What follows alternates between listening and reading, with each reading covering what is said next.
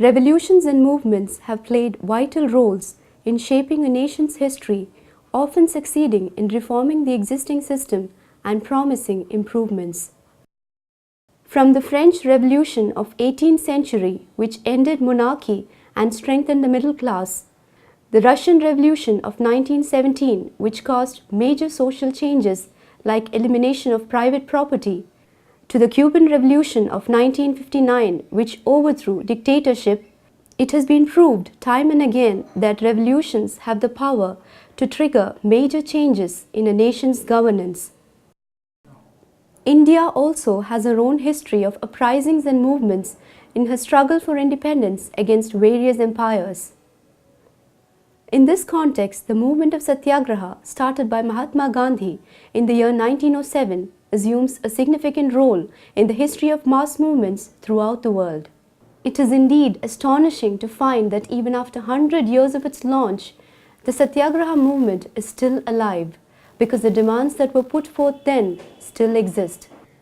Janadesh is a Satyagraha march for land rights by 25,000 poor Indians from Gwalior to Delhi. This movie is a compilation of the various issues that were brought forth in the march and the unforgettable experiences of the journey.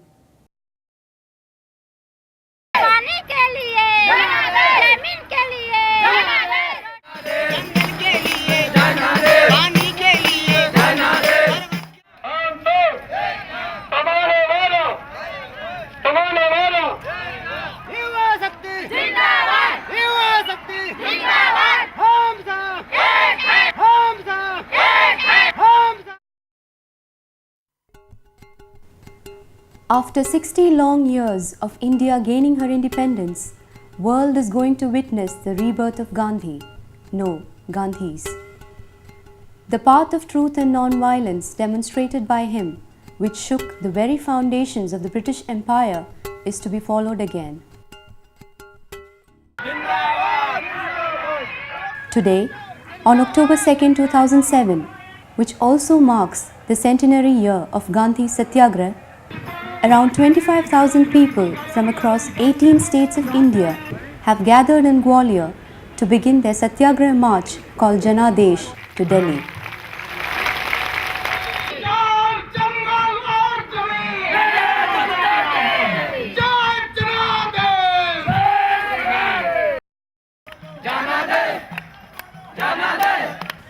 Janadesh is the march of the poor and landless people to acquire their most basic right, the right to own a piece of land.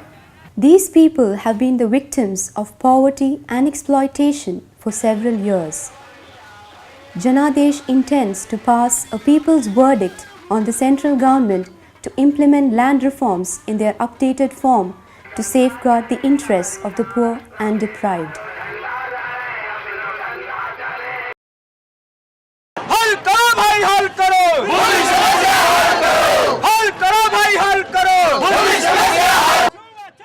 The stories of these people are diverse in terms of fighting for security of the lands they have been living in for generations, preventing their displacement from the forest areas, stopping bonded labor, reclaiming the lands which legally belong to them, evicting those who have illegally occupied their lands, and so on. The demands of these people are entirely justified as land is their only source of livelihood. Hopefully, a piece of land is not too much to ask for.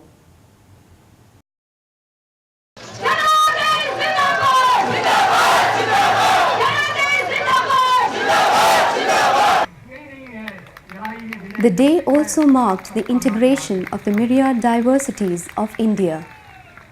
The saffrons and greens of different political parties merged together and became one. Leaders of various political parties participated in the event to extend their support for Janadesh. Religious boundaries disappeared. Leaders representing various religions took part and offered their prayers to these people. Borders dividing countries became invisible. People from several countries participated to show their solidarity towards Janadesh. जंगल जमीन पे सबसे बराबर हक है और कोई आपको उस हक से वंचित नहीं कर सकता है। तो ये जनादेश हक की लड़ाई है और हम जीतेंगे जरूर। आज इस सभा में आए हुए सबको बहुत बहुत बधाई कि सबका आशीर्वाद मिला। सर्व सेवा संघ से लेके जितने भी संगठन हैं सबका आशीर्वाद, करीब 300-350 संगठन का आशीर्वाद है और सबके आशीर्वाद को लेके, सहयोग को लेके आंदोलन में हम सफलता प्राप्त करेंगे इस विश्वास के साथ। आप सबको बहुत बहुत बधाई और जय Jagannath.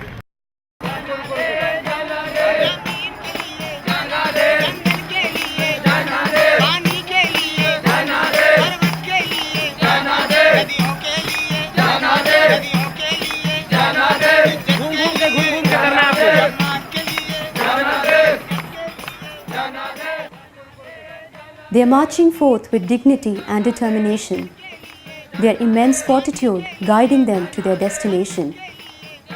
The luminous sun displays golden dust in the air as they march fearlessly for their rights. Their slogans echo far and wide as their voices gain a unique strength to be heard by the rest of the world. Delhi, their final destination, is 28 days away. It would be fascinating to know as to how these 25,000 people marching together for several days take care of their daily needs throughout their march. What would they eat? Where would they sleep? One often wonders whether it is actually possible to survive on the roads for so many days. But when asked about this, these people simply smile and say that it really doesn't make any difference in their lives. They are landless and they lack an identity. In fact, they do not belong anywhere.